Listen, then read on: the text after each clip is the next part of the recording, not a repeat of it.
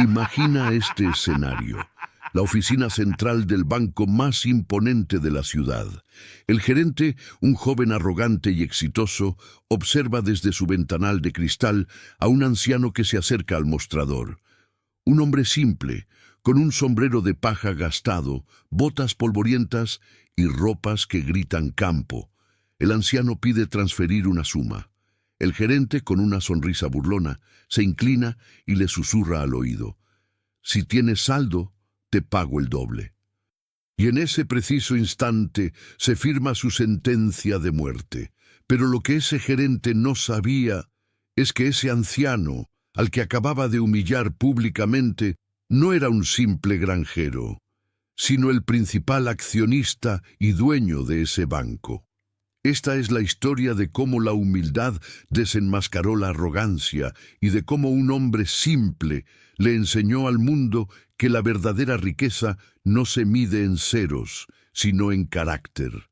Todos hemos oído historias sobre la arrogancia y cómo la humildad triunfa al final. Pero, ¿qué pasa cuando la persona que te mira por encima del hombro ni siquiera sospecha que eres el dueño del lugar en el que trabaja? Hoy vamos a sumergirnos en un relato de contrastes, de luces y sombras, de un mundo de apariencias que se desmorona ante la sabiduría de un solo hombre. Esta no es solo la historia de un anciano en un banco.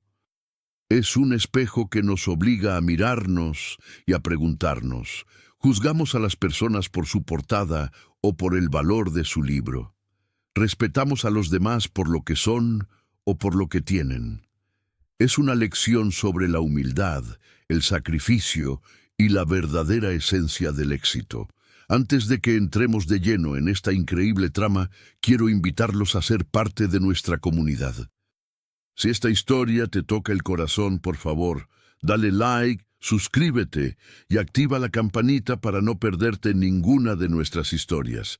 Y, lo más importante, cuéntanos en los comentarios desde qué país y ciudad nos estás escuchando.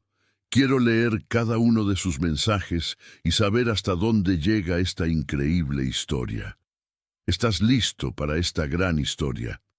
Era una mañana común en el corazón artístico de la ciudad. La Galería de Arte Artium, un templo de mármol y cristal, donde cada obra estaba valorada en millones y cada detalle susurraba éxito. La gente que entraba y salía parecía sacada de una revista de negocios de élite.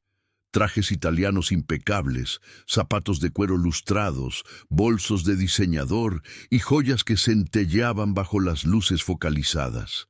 El aire estaba impregnado con el sutil aroma a café premium y el perfume de grandes marcas. Todo en este lugar era una declaración de estatus.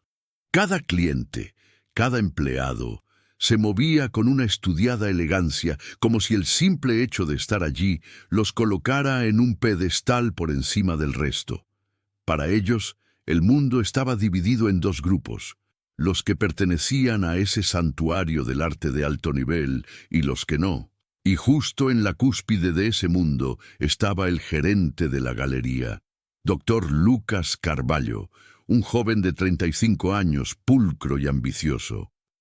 Con un MBA de una universidad extranjera y un currículum que deslumbraba, se consideraba un arquitecto de la exclusividad. Observaba toda la escena desde su oficina con paredes de cristal, ajustándose la corbata de seda con un aire de autocomplacencia. Para él, el arte no era solo estética, era un reflejo del poder. La clientela era cuidadosamente filtrada y cualquier elemento que perturbara esa armonía de riqueza era visto como una plaga. Él había construido su carrera siendo implacable con los pequeños, aquellos que no entendían las reglas de ese juego de élite. Pero de repente, el delicado equilibrio del salón se rompió. Las puertas de cristal se abrieron, no con el suave desliz de un cliente habitual, sino con el empujón de una mano fuerte y curtida. Y por ellas entró un hombre que parecía completamente fuera de lugar. Unos instantes de silencio incómodo cayeron sobre la galería. El hombre era de mediana edad, de unos 68 años, con el rostro curtido por el sol y la barba gris. Su sombrero de paja, descolorido y desgastado, contrastaba con el ambiente impoluto. Llevaba una camisa a cuadros descolorida y pantalones de trabajo de color caqui, rematados con unas botas de cuero sucias que dejaban una fina estela de tierra en el pulido suelo de mármol. Era Antonio de Moraes.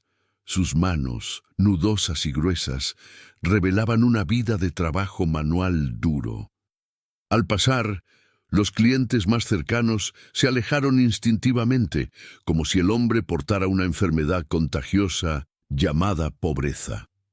Un grupo de damas de alta sociedad susurraba detrás de sus caros bolsos, mientras los hombres de traje se acomodaban las corbatas, con un visible aire de disgusto. El contraste era grotesco y gritaba la diferencia entre la apariencia y la verdadera esencia. Antonio caminó con una calma que desentonaba con la tensión que su presencia había creado.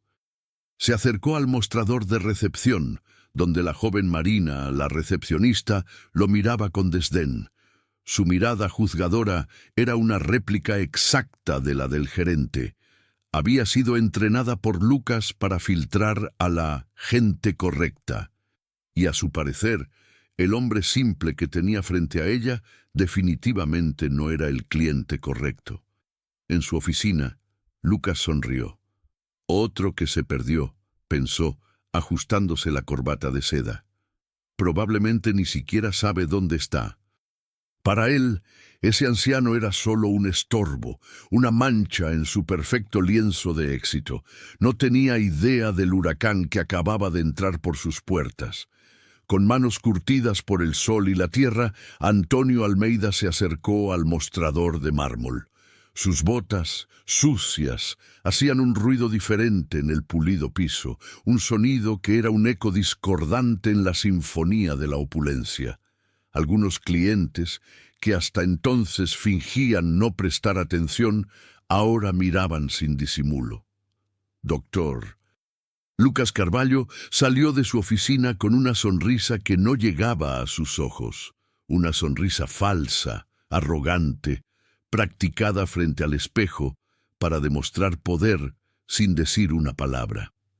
«Buenos días, ¿en qué puedo ayudarlo?», preguntó con un tono condescendiente, como si estuviera hablando con un niño perdido o, peor aún, con un estorbo.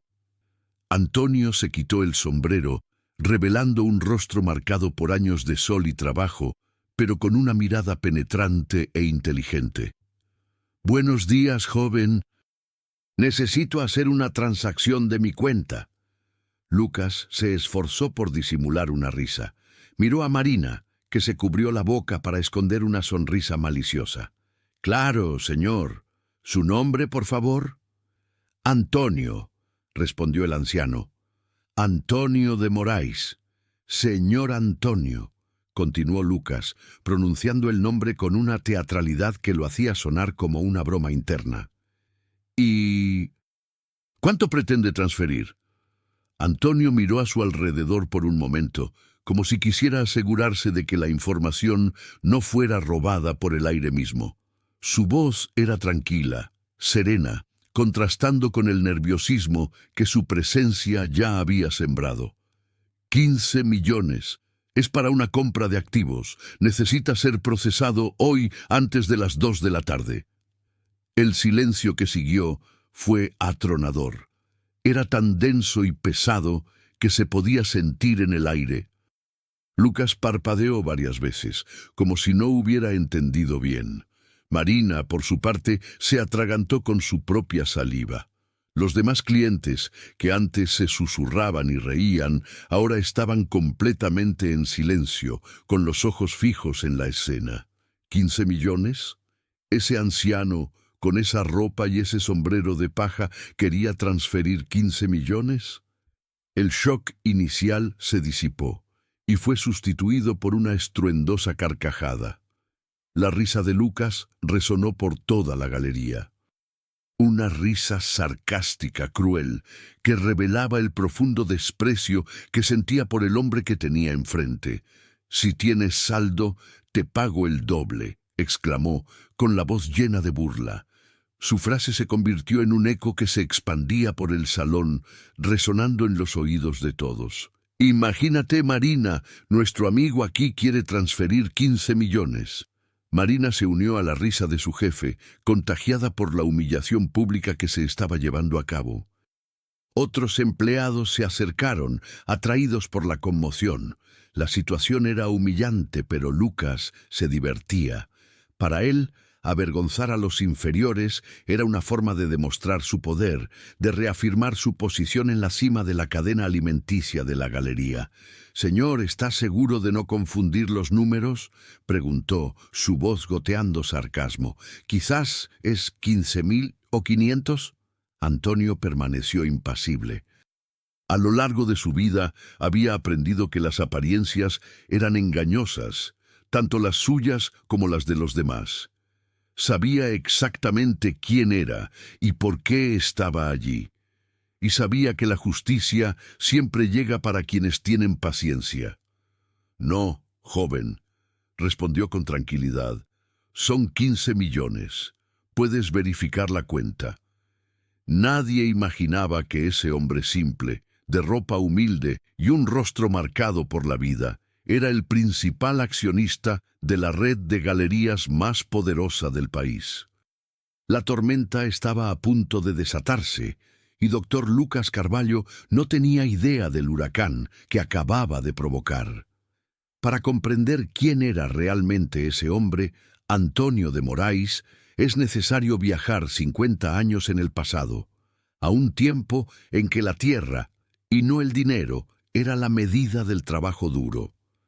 En un pequeño pueblo en el interior del país, un niño de 10 años caminaba descalzo por los campos, un universo de tierra y sudor que no le pertenecía a su familia. Nacido en una familia de jornaleros, Antonio conoció la pobreza de cerca, pero no la amargura que suele traer consigo. Su padre, un hombre de manos callosas, trabajaba de sol a sol en tierras ajenas, un peso que cargaba con la dignidad de quien se sabe honesto. Su madre, una mujer incansable, cosía hasta altas horas de la noche a la luz de una lámpara de queroseno para complementar el magro ingreso familiar. El pequeño Antonio ayudaba en el campo desde una edad muy temprana, pero había algo en él que lo diferenciaba de los otros niños de la región, una sed de conocimiento que parecía insaciable.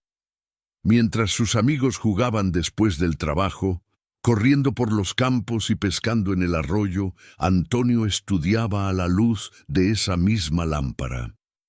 Leía todo lo que caía en sus manos, periódicos viejos que llegaban a la granja con semanas de retraso, libros prestados de la pequeña biblioteca del pueblo e incluso etiquetas de productos que encontraba en los caminos.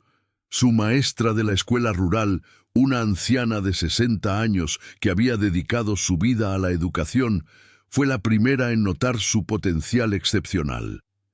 «Este niño llegará lejos», solía decir con un orgullo que brillaba en sus ojos cansados. «Tiene una inteligencia que no se enseña, es un don de la vida». Ella le prestaba libros personales, sabiendo que cada página sería devorada con el hambre de quien ve en el conocimiento el único puente hacia un futuro mejor. A los 15 años, cuando muchos de sus compañeros ya habían abandonado la escuela para trabajar a tiempo completo, Antonio tomó una decisión que cambiaría su vida para siempre. Tomó un autobús hasta la gran ciudad, a 80 kilómetros de distancia, y buscó trabajo como ayudante de albañil. Dormía en una pequeña habitación que compartía con otros 3 trabajadores, un espacio que se sentía más como una jaula que como un hogar. Se levantaba a las 5 de la mañana, trabajaba hasta las 5 de la tarde y aún encontraba la energía para estudiar por la noche en un curso popular. A los 18 años, graduado de la escuela secundaria con las mejores calificaciones de su clase, Antonio se hizo una promesa solemne frente al espejo agrietado de la habitación que compartía. «Saldré de la pobreza», se juró a sí mismo, «pero nunca olvidaré de dónde vengo. Nunca perderé la humildad que veo como mi mayor riqueza». Con su primer salario como albañil calificado, hizo algo que sus compañeros consideraron una locura. Compró su primera acción de una importante empresa de construcción, algo que le costó casi todos sus ahorros de meses. Era un riesgo enorme, pero había escuchado a un empresario decir que así era como los ricos se hacían más ricos, invirtiendo su capital, no simplemente guardándolo. Las 2 décadas siguientes fueron un sacrificio que pocos hombres soportarían. Antonio trabajaba como albañil durante el día, enfrentando sol abrasador y lluvias torrenciales, y estudiaba contabilidad por la noche, a menudo llegando a casa a las 11 de la noche, solo para abrir sus libros y estudiar hasta la 1 de la madrugada. Cada centavo ahorrado se convertía en una inversión y cada dólar se convertía en una semilla plantada para el futuro. Mientras sus colegas gastaban en alcohol, juegos y diversiones pasajeras, él lo reinvertía absolutamente todo.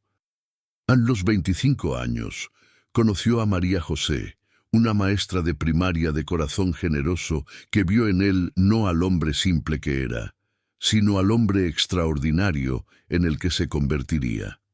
Ella lo apoyó incondicionalmente, incluso cuando pasaban meses comiendo solo arroz, frijoles y huevos. «Un día todo esto valdrá la pena», le decía Antonio en las noches más difíciles, sosteniendo sus manos callosas. «No es solo por nosotros, es para demostrar que la gente simple, la gente como nosotros, también puede triunfar en esta vida.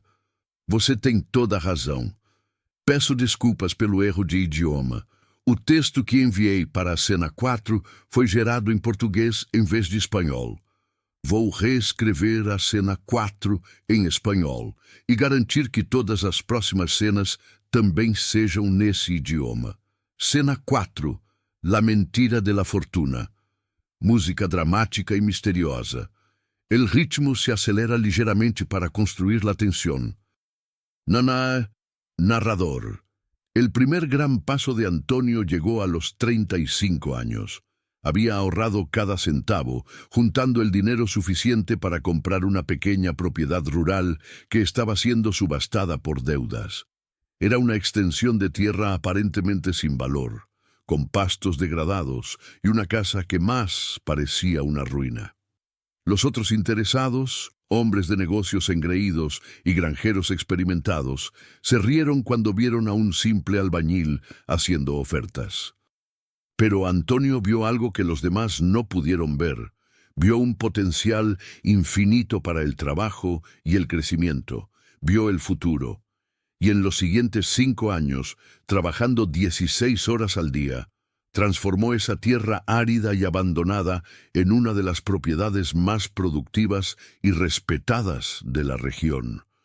Introdujo técnicas modernas que había aprendido en revistas especializadas, invirtió en la mejora genética del ganado y diversificó los cultivos.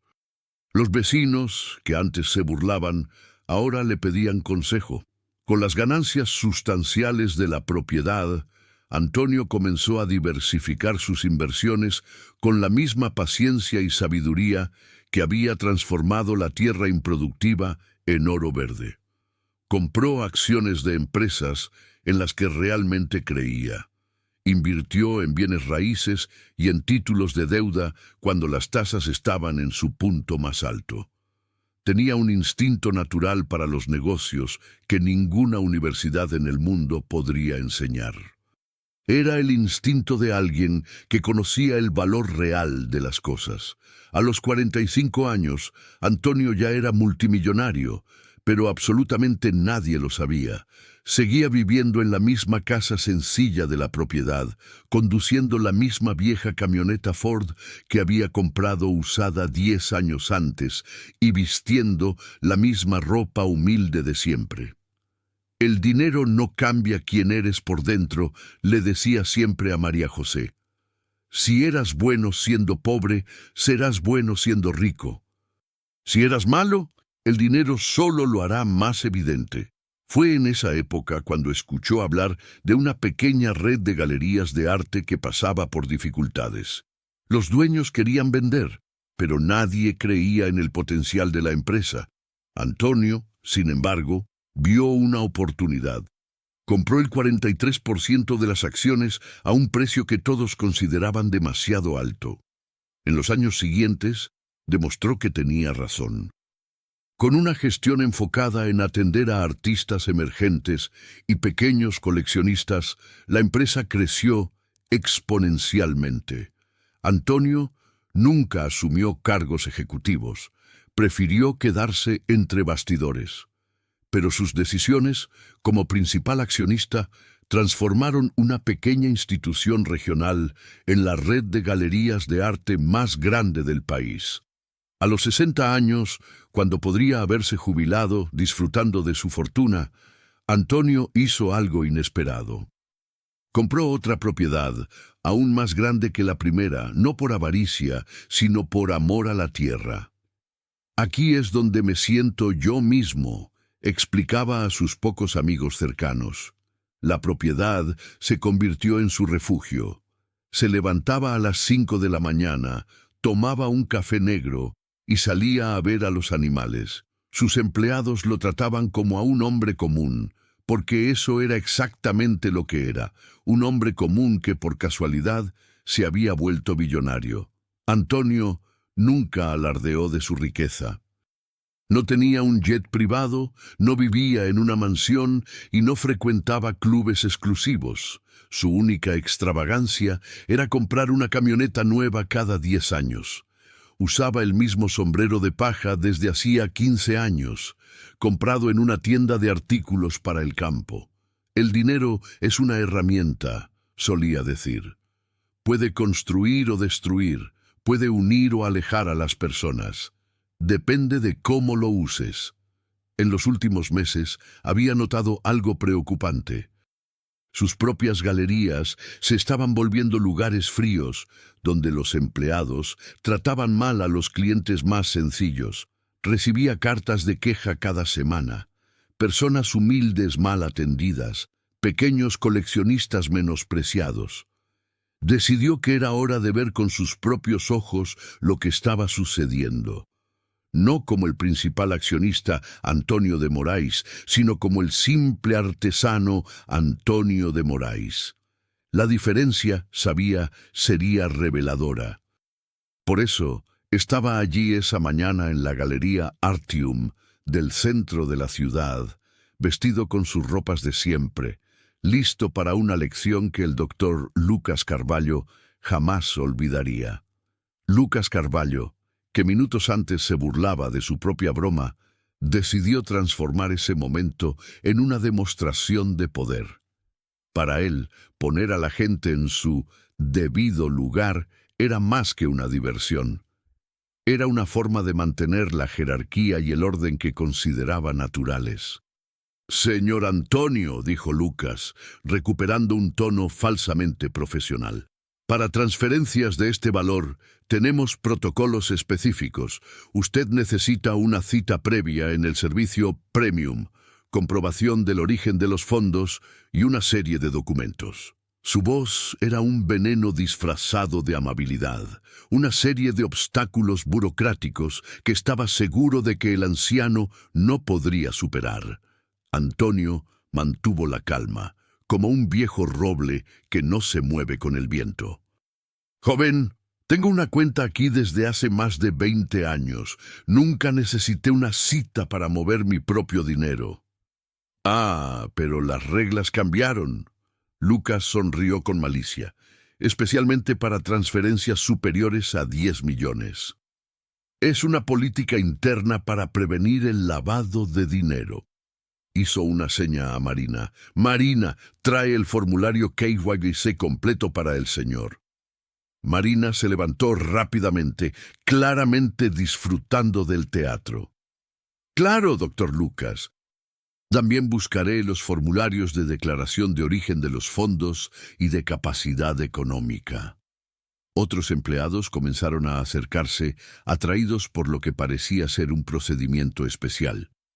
Sandra, la supervisora, se unió al grupo. ¿Algún problema, Lucas? No es un problema, Sandra. Solo sigo los protocolos. Este señor quiere transferir 15 millones sin la documentación adecuada. La escena atrajo la atención de otros clientes, que esperaban en una fila separada para clientes VIP. Doctor Augusto Medeiros, un médico influyente, suspiró en voz alta para que todos lo escucharan. Este tipo de situación retrasa la atención de todos. ¿Por qué no lo derivan a un banco más apropiado? El doctor tiene razón, estuvo de acuerdo Patricia Montenegro, una socialite que revisaba su reloj de oro. Existen cooperativas de crédito rural que atienden a este perfil de cliente. Lucas tomó una pila de formularios que Marina había traído. Vamos a necesitar que llene estos documentos. Son solo, contó teatralmente, 17 formularios. Y también necesitaremos copias certificadas de sus comprobantes de ingresos de los últimos 5 años, la declaración de impuestos y el comprobante de propiedad.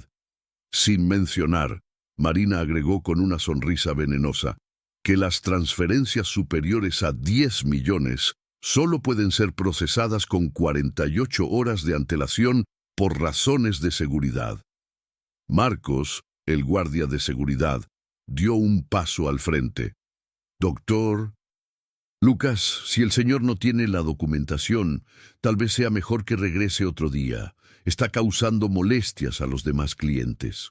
Roberto Silva, un empresario arrogante, negó con la cabeza en desaprobación. Eso es exactamente lo que sucede cuando se mezcla la clientela. Cada uno en su lugar. ¿No es así? Antonio miró la pila de formularios, luego a los rostros a su alrededor. Todos esperaban que se intimidara, que se fuera avergonzado, que supiera cuál era su lugar. Pero Antonio conocía muy bien su lugar y era exactamente allí. Joven Lucas, dijo con calma, me parece que están creando obstáculos que no existían cuando abrí mi cuenta aquí. ¿Estos formularios son necesarios para todos los clientes o solo para aquellos que ustedes creen que no merecen estar aquí? La pregunta cortó el aire como una hoja afilada. Lucas sintió una incomodidad momentánea, pero rápidamente recuperó su arrogancia. Son procedimientos estándar, señor Antonio. Si usted tuviera movimientos regulares de valores altos, ya conocería los protocolos. ¡Qué extraño!, murmuró Antonio, sacando un teléfono celular simple de su bolsillo. Porque la semana pasada transferí 20 millones de esta misma cuenta a otra institución y no necesité ningún formulario especial. El comentario causó un silencio incómodo. Lucas intercambió miradas con Sandra, quien susurró algo sobre verificar el historial de la cuenta. De todos modos, continuó Lucas, intentando mantener el control, hoy no será posible procesar la transferencia. Tendrá que agendar una cita y regresar con toda la documentación. Sofía, que había observado todo en silencio, se acercó con cautela. Con permiso, doctor Lucas, pero si el señor ya tiene un historial de movimientos altos, ¿no sería posible hacer una excepción? Sofía, la voz de Lucas sonó como una advertencia. Cada uno se ocupa de su función aquí. El protocolo existe para ser seguido. Antonio guardó el celular y miró alrededor de la galería. Vio empleados que se escondían detrás de reglas inexistentes, clientes que se sentían superiores por haber nacido en cunas más cómodas y un sistema diseñado para humillar a quienes no encajaban en el estándar esperado. Entiendo, dijo Antonio finalmente.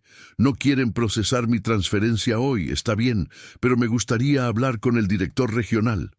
Lucas sonrió con satisfacción. El director regional está en una reunión externa, pero puedo anotar su mensaje. No necesita anotarlo, respondió Antonio, su voz manteniendo el mismo tono sereno. Esperaré. Y fue entonces cuando Antonio hizo algo que nadie esperaba. Se sentó en uno de los sillones del área VIP y cruzó las piernas, claramente dispuesto a esperar el tiempo que fuera necesario.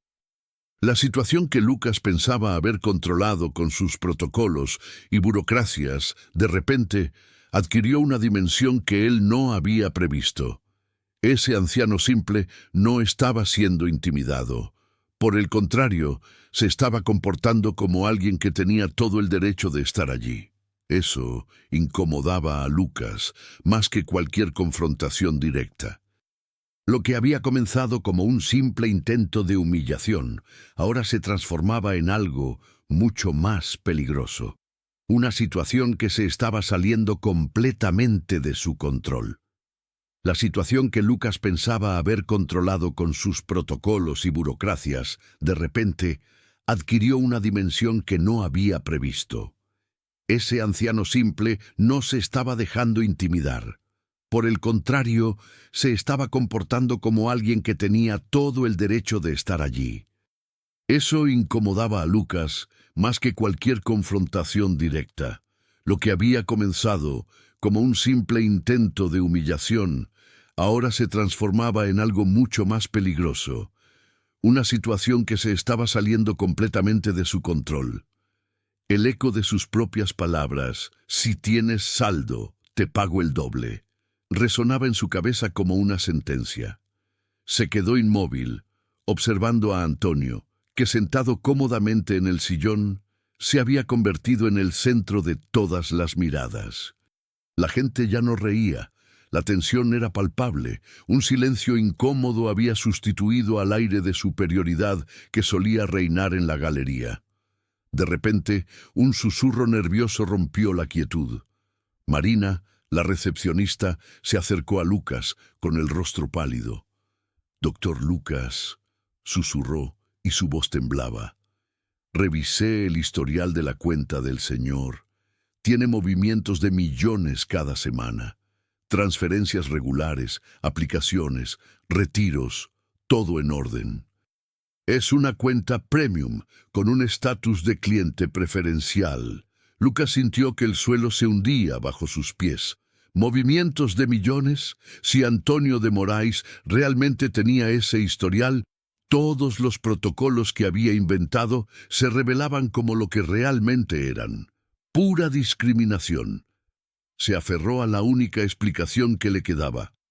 «Debe ser una cuenta corporativa», murmuró, intentando convencerse a sí mismo. «Debe ser solo un representante, no el titular real». Pero Marina, que había accedido al sistema por curiosidad, trajo información que hizo que la sangre de Lucas se helara. «Doctor Lucas, la cuenta está a su nombre, persona física, y hay una anotación aquí en el sistema, cliente VIP, trato diferenciado». La revelación cayó como una bomba. El ambiente en la galería se volvió aún más tenso. Roberto Silva, el empresario que hasta entonces había apoyado a Lucas, comenzó a inquietarse. Como empresario experimentado, sabía reconocer cuándo una situación se salía de control. «Lucas, tal vez sea mejor resolver esto discretamente», sugirió, su voz perdiendo la arrogancia habitual. «¿Resolver qué?», Lucas contraatacó, su voz comenzando a mostrar signos de desesperación. «No hay nada que resolver. Hay protocolos». El doctor Augusto Medeiros, al percibir la creciente tensión, intentó salir discretamente de la galería, pero Patricia Montenegro no podía dejar de mirar a Antonio. Algo en su postura, en su calma y confianza, comenzó a despertar una sospecha terrible en su mente. Era el mismo porte que había visto en los hombres más poderosos que conocía, aquellos que no necesitaban gritar para ser escuchados. Y fue entonces cuando llegó el momento que Lucas más temía. Su teléfono sonó y en la pantalla apareció la temida notificación. «Dirección regional». «¡Aló!», respondió Lucas con voz temblorosa. «Lucas, soy el director regional. Acabo de recibir una llamada extraña». ¿Hay alguien tratando de contactarme ahí en tu agencia? Un señor llamado Antonio de Moraes. Lucas miró a Antonio, que lo observaba con una sonrisa serena. ¿Cómo había logrado ese hombre el contacto directo con la dirección regional? Ah, sí, doctor. Hay un cliente aquí que quiere hablar con usted. ¿Un cliente? La voz del director sonó sorprendida. Lucas, ¿verificaste quién es Antonio de Moraes? Claro que verifiqué. Es un granjero cualquiera que está causando disturbios aquí. El silencio al otro lado de la línea fue largo y pesado. Cuando el director volvió a hablar, su voz había cambiado por completo de tono. Lucas, necesito que le pases el teléfono al señor de Moraes inmediatamente y lo trates con el máximo respeto posible. Es una orden. Lucas sintió que sus manos temblaban. Pero, doctor, ¿no entiendo? Pasa el teléfono ahora, Lucas. El grito del director resonó lo suficientemente fuerte como para que todos en la galería lo escucharan. Lucas, con el rostro rojo de vergüenza, caminó hacia Antonio como un hombre que se dirige a su propio funeral. Señor de Moraes, tartamudeó, extendiendo el teléfono con manos temblorosas. El director regional quiere hablar con usted. Antonio tomó el teléfono con calma, como si fuera lo más natural del mundo. «Aló, Ricardo, ¿cómo está, hijo?» La familiaridad en el tono de Antonio hizo que todos en la galería contuvieran la respiración. Ese hombre simple estaba hablando con el director regional como si fueran viejos amigos. «Estoy aquí en la agencia central haciendo una transferencia, pero parece que tus empleados crearon unos protocolos nuevos muy interesantes». Mientras Antonio conversaba tranquilamente por teléfono, una transformación visible tenía lugar en la galería.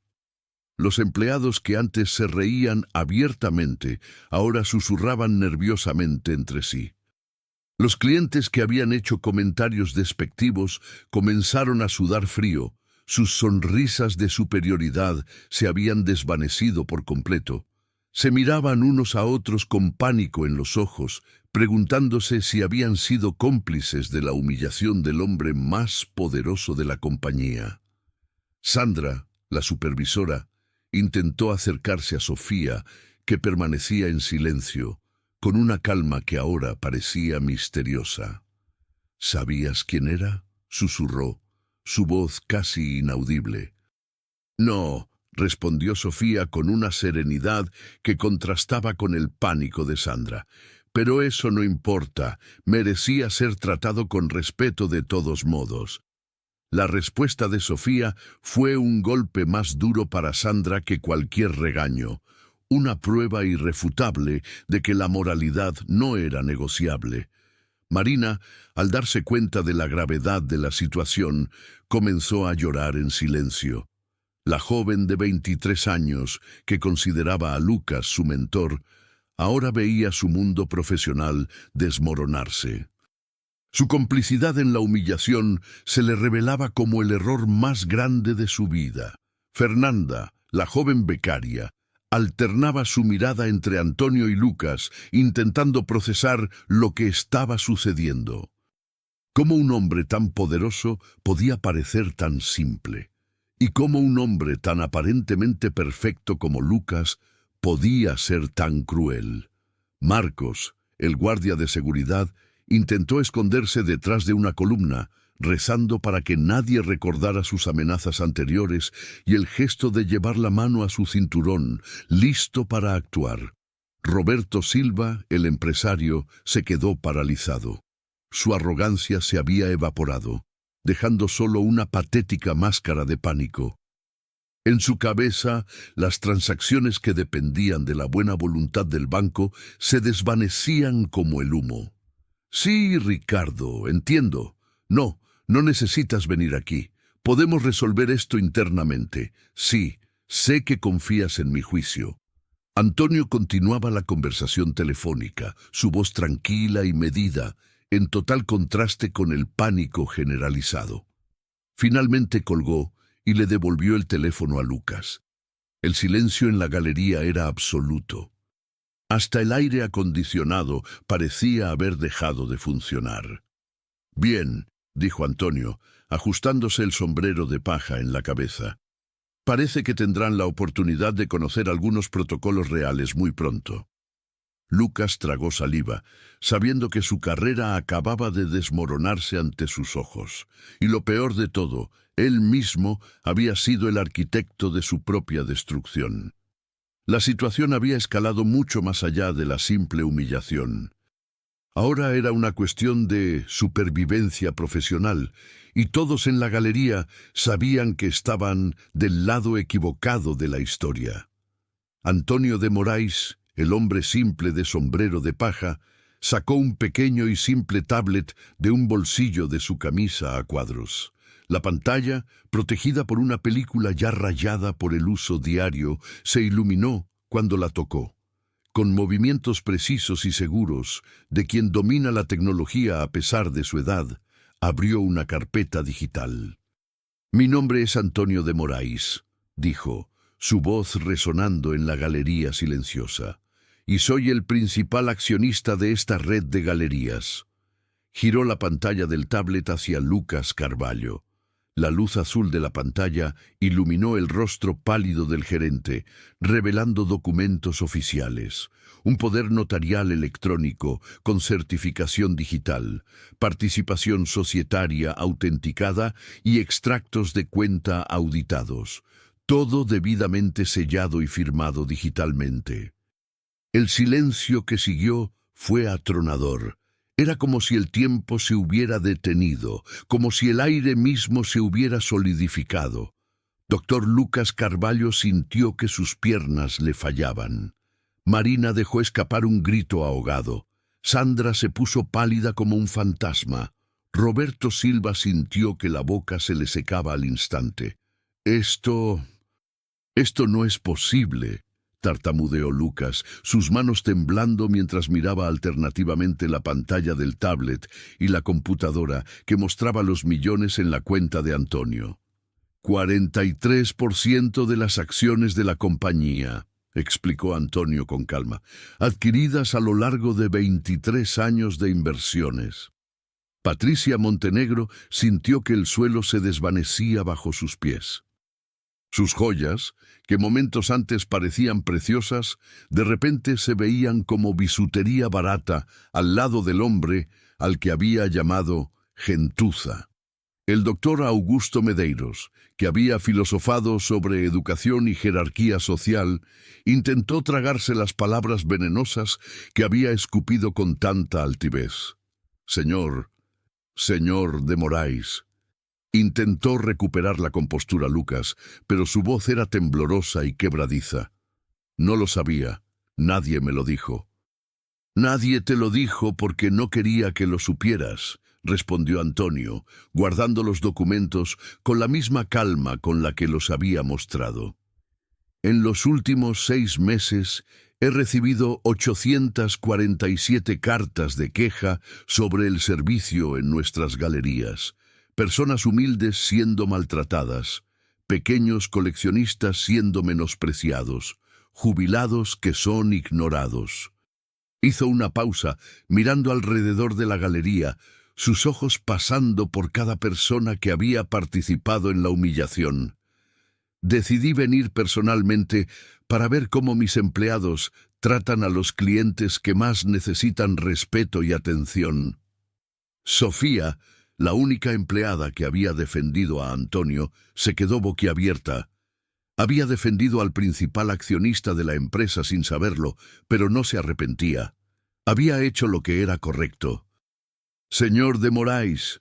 Roberto Silva intentó acercarse. Su arrogancia anterior se había transformado en una sumisión patética. Yo solo estaba bromeando. No quise faltarle el respeto». Antonio lo miró con ojos que habían visto décadas de lucha y superación. «Señor Roberto, no me faltó el respeto a mí, se lo faltó a usted mismo. Un hombre que juzga a los demás por su apariencia es un hombre que no ha aprendido nada sobre la vida». Marcos, el guardia de seguridad, Intentó esconderse detrás de otros empleados, rezando para que Antonio no recordara sus amenazas y la mano que había llevado a su cinturón. «Joven Lucas», continuó Antonio, volviendo su atención al gerente, que ahora sudaba profusamente. «En todos estos años, construyendo esta compañía, siempre soñé que fuera un lugar donde cualquier persona pudiera entrar y ser tratada con dignidad. Un lugar donde un artesano como yo, un albañil, un jubilado, una ama de casa, cualquiera, fuera recibido con respeto». Lucas abría y cerraba la boca varias veces, como un pez fuera del agua, pero no salía ningún sonido. Toda su carrera desfilaba ante sus ojos como una película en cámara lenta. «Pero, ¿qué es lo que encuentro aquí hoy?». Antonio movió la cabeza con una tristeza genuina. «Encuentro empleados que han olvidado lo que significa servir, que confunden la posición en el trabajo con la superioridad moral, que tratan a los clientes como enemigos o como objetos de burla». Patricia Montenegro intentó susurrar una disculpa, pero Antonio levantó la mano con suavidad. «Señora, usted no necesita disculparse conmigo. Necesita disculparse con la persona en la que se ha convertido. Necesita mirarse en el espejo y preguntarse si esa es la persona que quiere ser». El doctor Augusto Medeiros, que había hablado de educación, se sintió más pequeño que una hormiga. Toda su pretendida superioridad intelectual se había revelado como pura ignorancia. «¿Saben qué es lo que más me entristece?», continuó Antonio, su voz cargada de una melancolía profunda. «Es que perdieron la oportunidad de conocer a personas extraordinarias por estar ciegos por las apariencias. ¿A cuántos clientes especiales maltrataron? ¿Cuántas historias inspiradoras ignoraron? ¿Cuántas lecciones de vida desperdiciaron?». La becaria Fernanda, que había estado observando en silencio, comenzó a llorar en silencio. Ella era joven y aún había tiempo para cambiar, para aprender, para convertirse en una mejor persona. «Joven Lucas», la voz de Antonio se volvió más firme. «Usted me preguntó quién era yo para decir que Sofía no sería despedida. Bueno, como principal accionista de esta compañía tengo esa autoridad y voy más allá. Sofía será ascendida a gerente regional». Sofía sintió que sus piernas temblaban. Había defendido lo que era correcto, sin esperar recompensa, y ahora estaba siendo reconocida de una manera que jamás había imaginado posible. «En cuanto a usted», Antonio miró directamente a Lucas, «sus funciones en esta compañía terminan a partir de este momento, no por venganza, sino porque un líder debe ser un ejemplo. Y el ejemplo que usted dio hoy no está de acuerdo con los valores que esta empresa representa». Lucas se desplomó en una silla cercana, el peso de la realidad finalmente golpeándolo. En cuestión de minutos, había perdido su empleo, su reputación, la confianza de sus colegas, todo por su arrogancia y prejuicio. «Sandra», continuó Antonio, «usted también está despedida. Una supervisora que participa e incentiva las humillaciones no tiene lugar en nuestro equipo. Y en cuanto a usted, Marina», su voz se suavizó ligeramente, pero la mirada era de decepción. «Lo que hizo hoy, en el fondo de su corazón, sabe que estuvo mal. Espero que esta lección la ayude a elegir un camino diferente en el futuro». La galería entera estaba en estado de shock. Los clientes adinerados descubrieron que habían insultado al hombre más poderoso del lugar. Los empleados que se habían reído y burlado ahora temían por sus trabajos y reputaciones. Pero Antonio de Moraes, el hombre sencillo de sombrero de paja y ropas humildes, no había terminado. Aún había lecciones por enseñar y cambios por implementar. La justicia se estaba haciendo, pero de una manera que nadie esperaba, con dignidad, sabiduría y una calma que solo viene de quien realmente conoce el valor de las cosas importantes de la vida. El caos que siguió a la revelación de Antonio fue como ver un castillo de naipes desmoronándose en cámara lenta. Lucas Carvalho, que minutos antes era el rey de la galería, ahora estaba sentado en una silla con el rostro entre las manos, murmurando: «No puede ser real», una y otra vez. El hombre que había construido su identidad sobre la humillación de los demás descubría de la peor manera posible que la vida tiene una forma peculiar de enseñar humildad. Marina, la recepcionista que había reído con tanto desprecio, intentaba desesperadamente acercarse a Antonio. «Señor de Moraes, por favor, yo no lo sabía. Si lo hubiera sabido, jamás». Sus palabras salían atropelladas, intercaladas con sollozos de desesperación. La joven de 23 años que consideraba a Lucas su mentor, ahora veía su mundo profesional desmoronarse ante sus ojos. «Señorita Marina», dijo Antonio con la misma gentileza que había mantenido durante toda la confrontación. «La cuestión no es lo que usted habría hecho si hubiera sabido quién era yo. La cuestión es por qué trató mal a alguien que no conocía. El respeto no debería depender de la cuenta bancaria de la persona». Sandra intentó una última jugada para salvar su trabajo. «Señor de Moraes, tengo 3 hijos que mantener. Por favor, deme una segunda oportunidad. Puedo cambiar». Sus lágrimas eran genuinas. El miedo al desempleo había roto su arrogancia como un martillo rompe un cristal. Roberto Silva, el empresario que había filosofado sobre la gente que no sabía su lugar, ahora estaba pálido como un papel. Su negocio dependía de los financiamientos del banco para funcionar. En su cabeza calculaba rápidamente cuántos contratos podrían ser cancelados, cuántos clientes podrían huir cuando la historia se esparciera por la ciudad. «Señor de Moraes», intentó, su voz temblorosa. «Fue todo un malentendido. Le tengo el mayor de los respetos a usted y a la empresa». «Señor Roberto», Antonio lo interrumpió suavemente, «usted no me respetaba cuando pensaba que yo era solo un artesano pobre. ¿Por qué debería creer que me respeta ahora que sabe que soy rico?»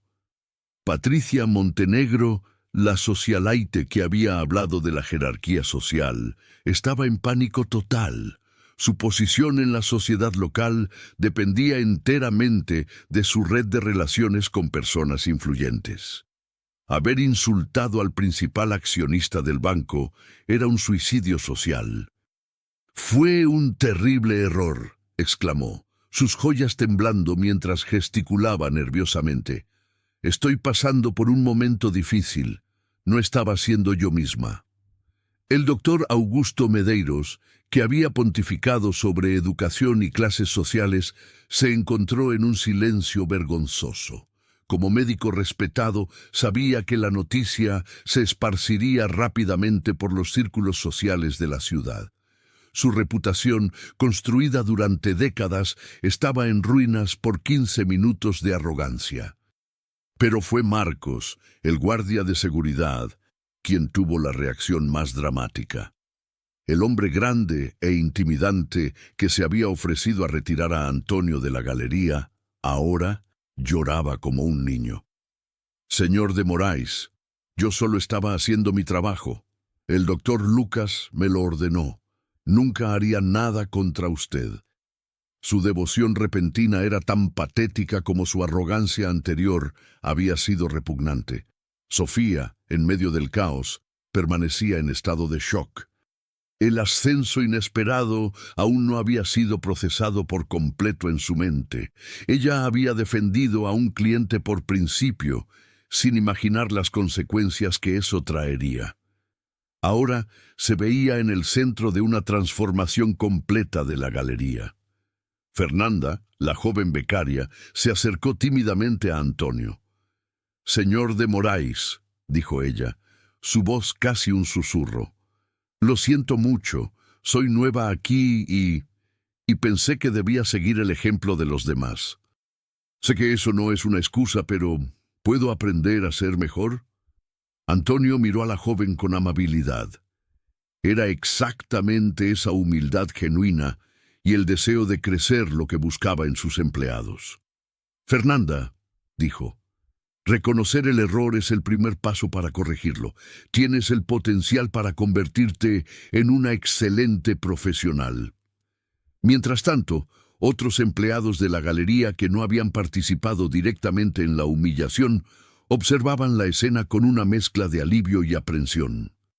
Sabían que se avecinaban cambios drásticos, y algunos se preguntaban si sus propios comportamientos pasados los pondrían en riesgo.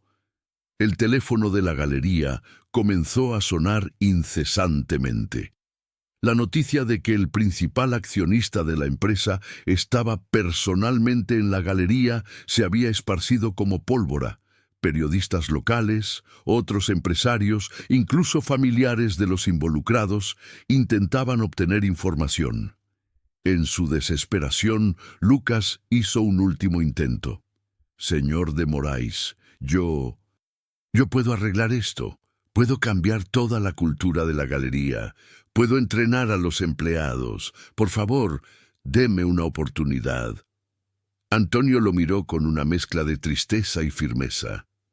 Lucas, durante años, tuviste la oportunidad de crear una cultura de respeto aquí. En su lugar, creaste una cultura de arrogancia y desprecio. Las oportunidades existen para quienes las reconocen y las aprovechan. La tuya se acabó.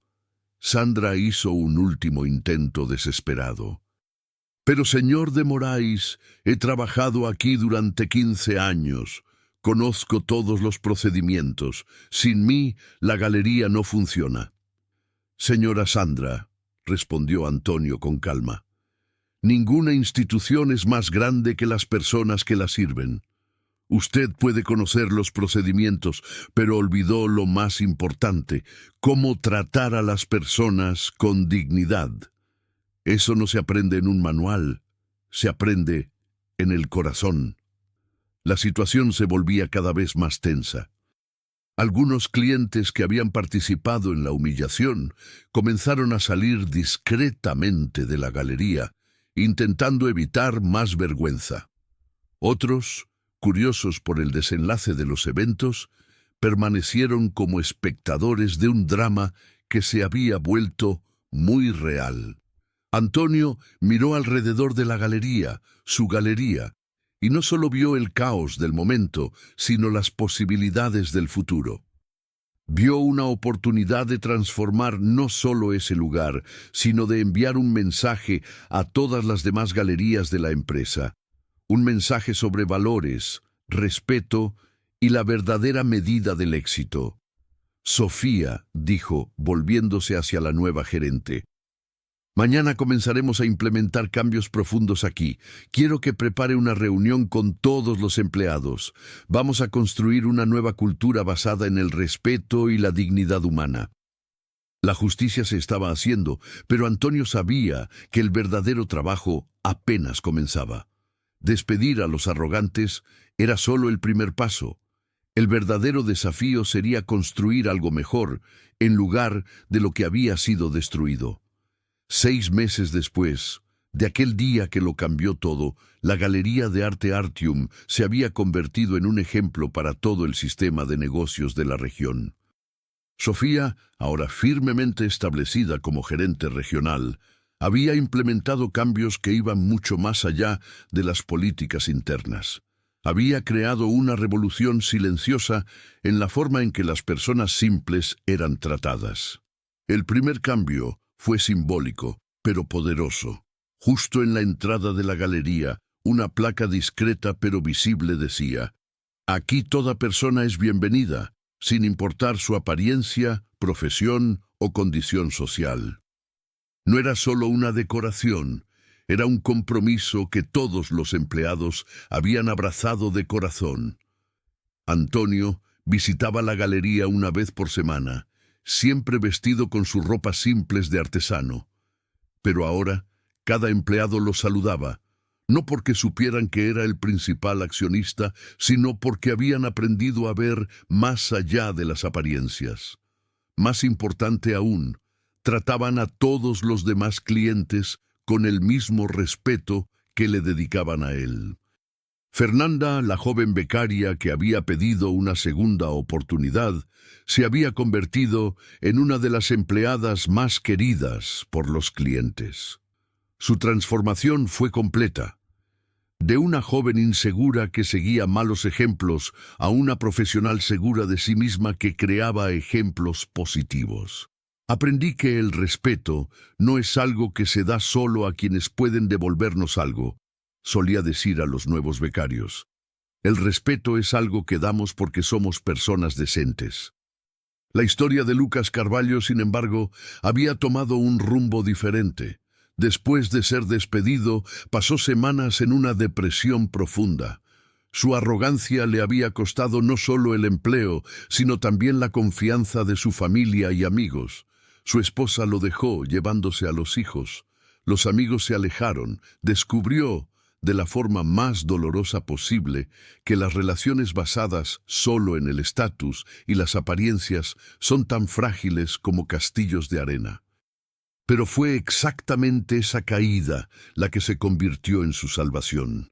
Un día, desesperado y solo, Lucas buscó a Antonio en su propiedad. Encontró al hombre que había humillado cuidando de sus animales, vestido con las mismas ropas sencillas de siempre. «Señor de Moraes», dijo Lucas con lágrimas bajando por su rostro demacrado, «vine a pedirle perdón, no para recuperar mi empleo. Sé que no lo merezco. Vine porque necesito que sepa que he aprendido. Aprendí de la peor manera posible, pero he aprendido». Antonio dejó de alimentar a los animales y miró al hombre que había sido su antagonista. Ya no veía al gerente arrogante, sino a un ser humano roto que había encontrado la humildad a través del dolor. «Lucas», dijo Antonio, «el perdón es algo que te doy de corazón, pero lo más importante es que te perdones a ti mismo y uses esta experiencia para convertirte en una mejor persona». En los meses siguientes, Lucas comenzó a trabajar como vendedor en una pequeña tienda de electrodomésticos. Su salario era una fracción de lo que ganaba como gerente, pero algo había cambiado en él. Trataba a cada cliente, rico o pobre, bien vestido o sencillo, con un respeto y una atención genuinos. Sus compañeros de trabajo notaron que tenía un cuidado especial con los clientes más humildes, como si estuviera pagando una deuda moral. Sandra, la ex supervisora, tuvo más dificultad para aceptar su caída.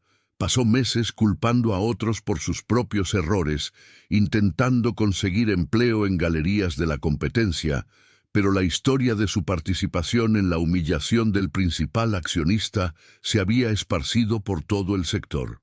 Cuando finalmente consiguió trabajo como cajera en una pequeña cooperativa de arte, le llevó casi un año entender que la humildad no era humillación, era liberación.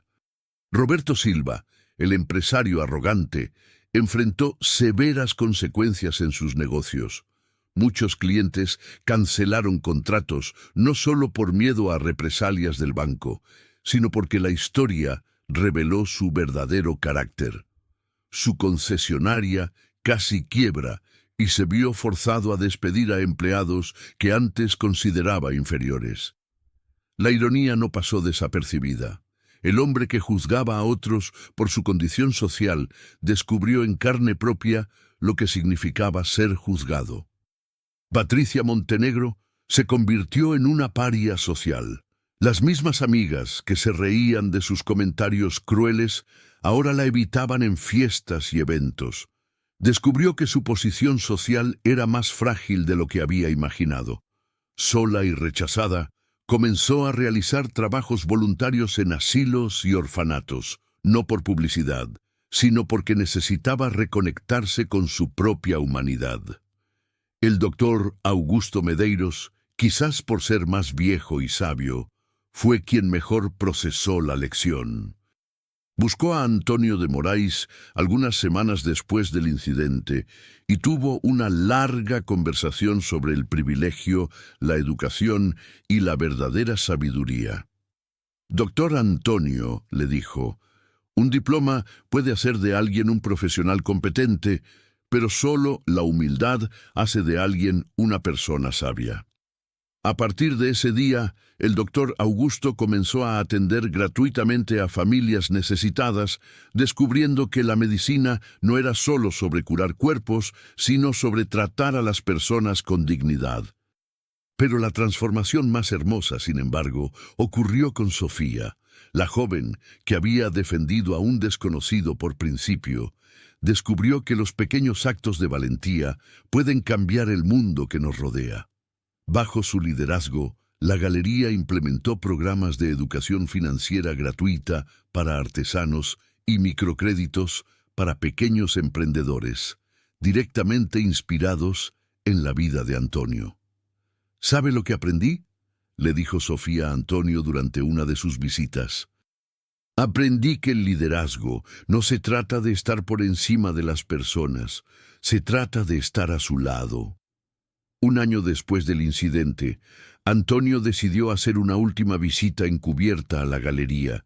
Llegó vestido con las mismas ropas sencillas, observando cómo sería recibido por los nuevos empleados que no lo conocían personalmente. Lo que vio lo llenó de orgullo. Cada empleado lo saludó con una amabilidad genuina. Le ofrecieron café, le preguntaron en qué podían ayudarlo y lo trataron con el mismo respeto que le dedicarían a cualquier otro cliente. Cuando finalmente se identificó, la sorpresa no fue seguida de vergüenza, sino de alegría. Habían tratado bien al principal accionista, no porque supieran quién era, sino porque habían aprendido a tratar bien a todas las personas. Esa noche, de vuelta en su propiedad, Antonio se sentó en el porche y contempló las estrellas. María José, su esposa, le trajo un café y se sentó a su lado. ¿Valió la pena?, le preguntó ella. Antonio sonrió, esa sonrisa serena de quien ha plantado semillas de transformación. Más que valió la pena, descubrimos que es posible cambiar el mundo, una persona a la vez, y a veces todo lo que se necesita es alguien con la suficiente valentía para mostrar que el rey está desnudo. La lección había sido aprendida. La justicia se había hecho y, lo más importante, las vidas habían sido transformadas. No solo las de los arrogantes que aprendieron la humildad, sino también las de los humildes que descubrieron su propia fuerza.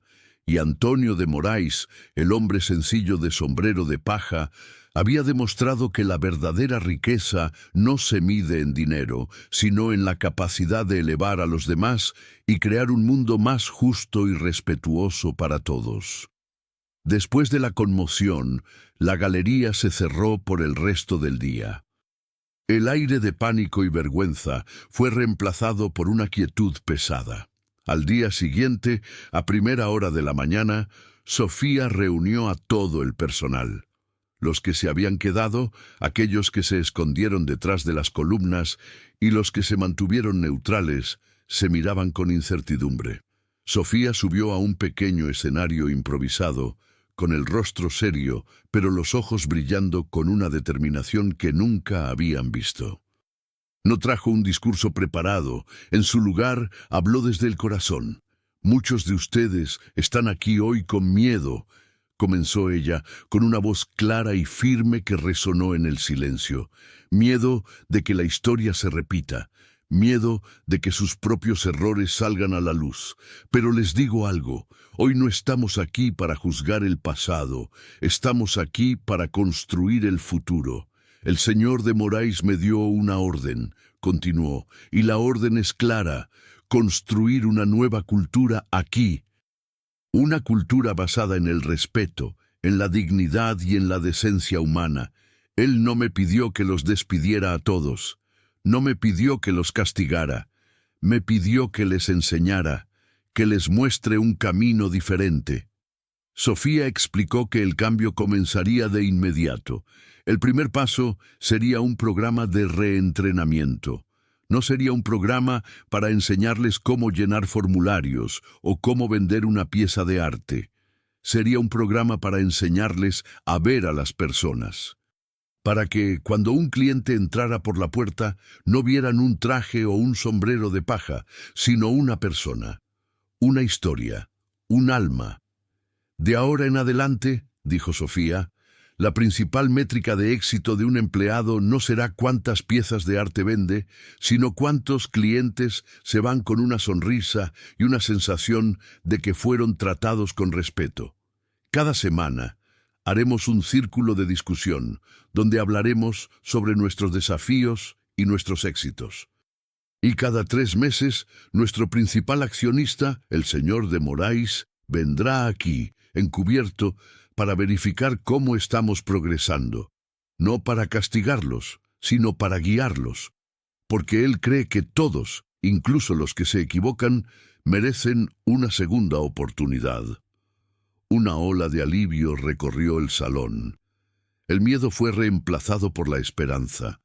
Los empleados que antes se sentían como piezas de un engranaje frío y sin corazón, ahora se sentían como parte de algo más grande.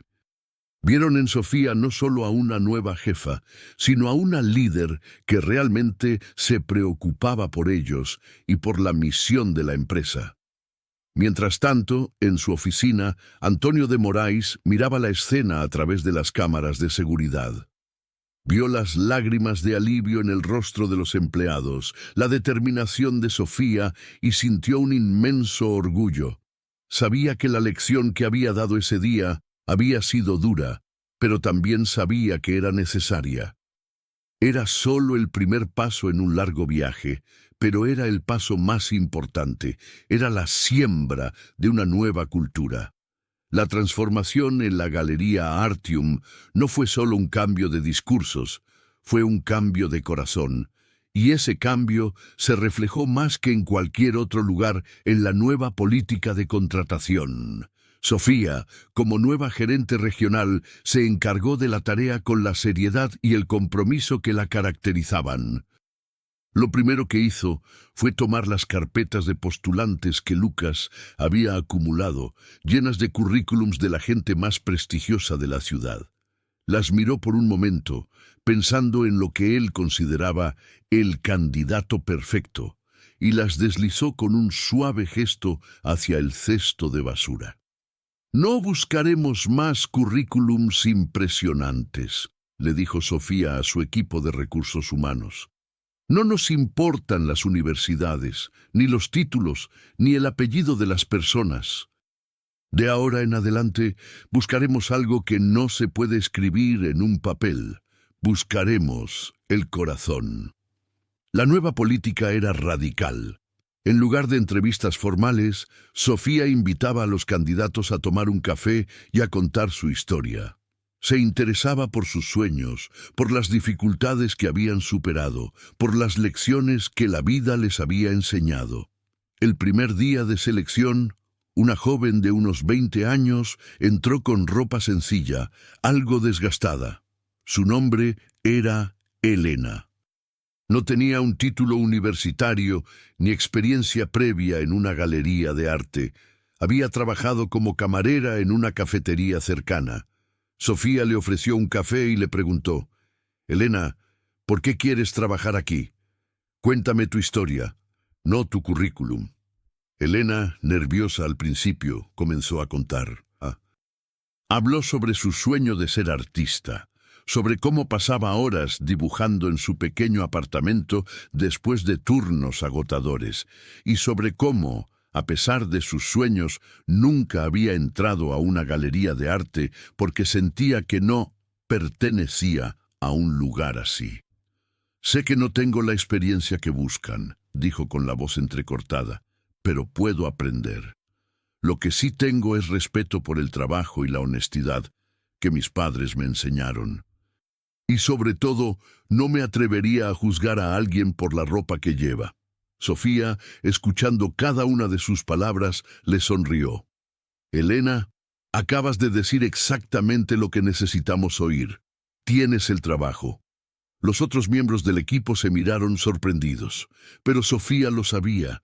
Vio en Elena el mismo tipo de bondad y humildad que había visto en Antonio de Moraes. No necesitaba un título universitario para saber que esa era la persona correcta para la nueva Artium. Esta nueva política de contratación fue el primer ladrillo en la construcción de la nueva cultura. Las personas que antes eran rechazadas por su apariencia o falta de credenciales, ahora tenían la oportunidad de demostrar su verdadero valor. Eran personas que habían sido juzgadas, que conocían el dolor de la discriminación y por eso sabían tratar a los demás con una empatía genuina. La galería dejó de ser un lugar de exhibición de riqueza y se convirtió en un lugar de exhibición de humanidad. El narrador, en este momento, se detiene para reflexionar sobre la ironía de todo. La misma galería que se burló de un hombre simple, ahora se construía sobre la base de la sabiduría que ese mismo hombre les había enseñado. Un mes después de que Sofía asumiera la gerencia, el cambio ya era palpable. La Galería Artium no solo había cambiado sus políticas, sino que había cambiado su esencia. Y la prueba más clara de ello llegó un martes por la tarde, cuando la puerta de cristal se abrió y entró un rostro familiar. Era un anciano, con ropas simples y una cartera de cuero gastada. Su nombre era Don Manuel, un artista local que, meses antes, había sido ignorado y despreciado por el personal de la galería. Había venido a mostrar sus bocetos, con la esperanza de ser reconocido, solo para ser tratado como un estorbo por Marina, la recepcionista. La amargura de esa experiencia aún lo perseguía. Esta vez, don Manuel entró con cautela, sus ojos explorando el salón con una mezcla de esperanza y ansiedad. Se quedó cerca de la entrada, como si temiera ser expulsado en cualquier momento. Fue entonces cuando Elena, la nueva empleada que había sido camarera, se le acercó. Con una sonrisa genuina, le preguntó: «Buenos días, señor. ¿En qué puedo ayudarle?» Don Manuel se sobresaltó. No estaba acostumbrado a que nadie en un lugar como ese le hablara con tanta amabilidad. Solo estoy mirando», murmuró, sus ojos bajando para evitar el contacto. «Por favor, no se quede ahí», dijo Elena suavemente. «Siéntese un momento. ¿Le gustaría un vaso de agua o un café? Es un día caluroso». El anciano, visiblemente conmovido, asintió y se sentó en un sofá. Elena le trajo un vaso de agua y se sentó a su lado, sin prisa, como si su tiempo fuera completamente suyo. «¿Es usted artista, verdad?», le preguntó, notando una mancha de pintura seca en su mano. Los ojos de don Manuel se iluminaron. Sacó con cautela su cartera de cuero y comenzó a mostrarle sus bocetos. Eran dibujos a lápiz de los paisajes locales y retratos de personas comunes, llenos de vida y emoción. «La gente dice que no son muy modernos», dijo en voz baja, con un aire de resignación. «Pero están llenos de alma», respondió Elena, con una sinceridad que le llegó al corazón. «Cada línea cuenta una historia. Son hermosos». Pasó los siguientes 20 minutos escuchando la historia de don Manuel, sobre su vida, sus luchas, sus sueños. Él no solo sentía que era un cliente, sino un amigo. Cuando don Manuel se despidió, no solo se llevó sus bocetos, sino también una sensación de dignidad y respeto que no había sentido en años. «Volveré», le prometió a Elena, «no solo para mostrar mis dibujos, sino para visitarla. Eres una persona muy amable».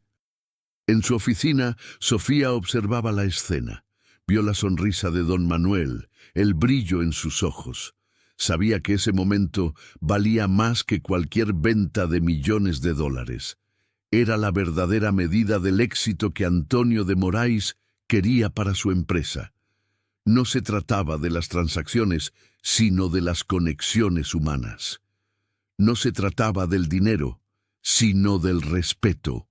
La Galería Artium se había transformado de un templo de arrogancia en un santuario de humanidad. La Galería Artium no solo estaba cambiando la forma en que trataba a los clientes, sino también la forma en que veía el talento.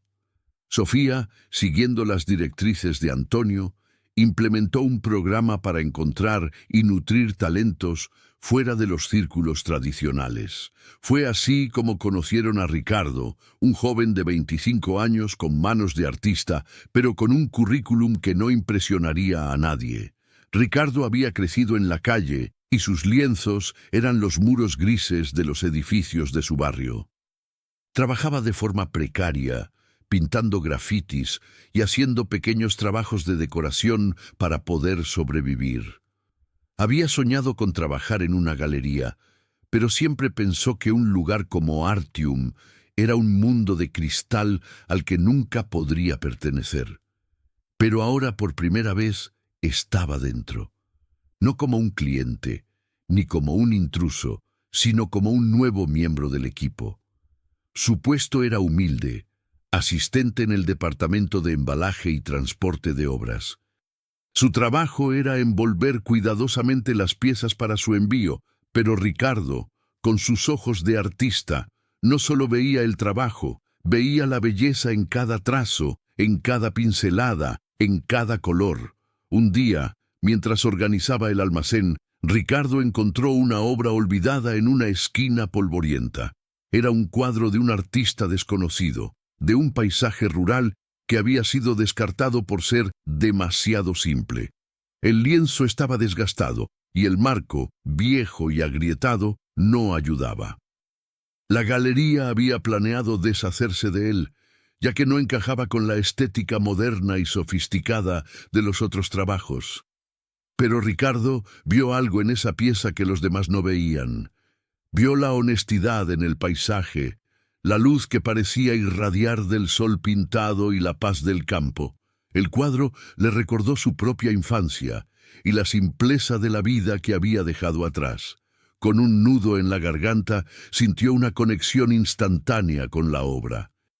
Pasó horas, después de su turno, limpiando cuidadosamente el cuadro, restaurando los colores que el tiempo había borrado. Con las herramientas de un artesano, reparó el marco y en lugar de desecharlo, lo transformó en una pieza de arte por sí misma. No usó la tecnología o los materiales más caros, sino que usó su ingenio, su talento y, sobre todo, su corazón. Cuando Sofía encontró a Ricardo trabajando en el cuadro, se acercó con curiosidad. «¿Qué estás haciendo, Ricardo?» Solo le estoy dando una segunda oportunidad», respondió el joven con una sonrisa sincera. «Este cuadro no es valioso por el nombre de quien lo pintó, sino por el alma que tiene. Creí que merecía una oportunidad de ser visto». Sofía se quedó sin palabras. Aquel joven, que había llegado con las manos vacías, había expresado la esencia de la nueva filosofía de la galería. No se trataba del precio, sino del valor. No se trataba de las apariencias, sino de la esencia. Con el permiso de Antonio, Sofía movió el cuadro restaurado a la entrada de la galería. La pieza, con su marco humilde, se destacaba entre las otras obras de arte moderno, atrayendo la atención de los clientes. El cuadro se convirtió en un símbolo de la nueva cultura de la galería, una prueba de que la belleza y el valor se pueden encontrar en los lugares más inesperados. Y Ricardo, el joven de la calle que había sido rechazado por el mundo de las élites, se convirtió en el curador de un nuevo departamento en la galería, responsable de encontrar y promover a artistas desconocidos que pintaban con el corazón. La historia de Ricardo, un joven sin credenciales, pero con un talento innegable, se extendió por la ciudad, inspirando a otros a creer en su propio potencial. La Galería Artium, el lugar donde la arrogancia de un gerente humilló a un hombre simple, se había convertido en un faro de esperanza, demostrando que la verdadera riqueza no está en el dinero, sino en las personas.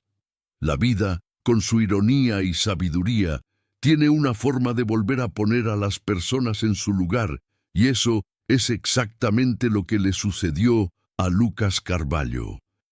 En su nueva vida como vendedor en una pequeña tienda de electrodomésticos, se levantaba temprano y trabajaba de sol a sol, pero con un propósito que nunca había conocido en la galería de arte. Sus días ya no estaban llenos de reuniones prestigiosas o de la búsqueda de estatus, sino de la simple tarea de ayudar a la gente a encontrar la licuadora correcta o a arreglar una tostadora. Para él, esa era su verdadera penitencia. Un día, mientras organizaba los microondas en el estante, la puerta de la tienda se abrió. Entró un hombre que Lucas reconoció de inmediato, y su corazón dio un vuelco. Era el doctor Augusto Medeiros, el médico influyente que se había burlado de Antonio en la galería y que desde entonces había enfrentado las consecuencias de su arrogancia. El doctor Augusto se veía visiblemente perturbado. No reconoció a Lucas de inmediato. Estaba frustrado, sosteniendo una vieja tostadora, y su voz, que una vez había resonado con supuesta superioridad, ahora sonaba ansiosa e irritada. «Disculpe», le dijo el doctor Augusto a Lucas, sin mirarlo. «Tengo un problema con esta tostadora. No logro que funcione. Es una vergüenza que productos como este se vendan hoy en día». Lucas, que en su vida pasada habría respondido con desprecio o habría ignorado al hombre, respiró hondo y se acercó con una sonrisa.